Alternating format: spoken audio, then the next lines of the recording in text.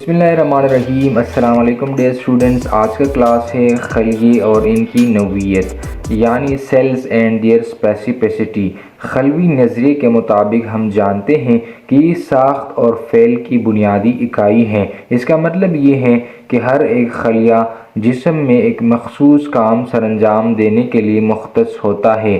نیچے دی گئی مثالوں سے یہ واضح ہو جائے گا کہ خلیے مخصوص کام سر انجام دیتے ہیں۔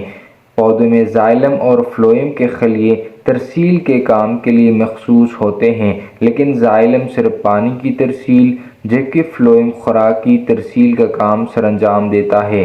اس طرح مختلف خلیے مختلف اور متعدد کاموں کے لیے مخصوص ہوتے ہیں۔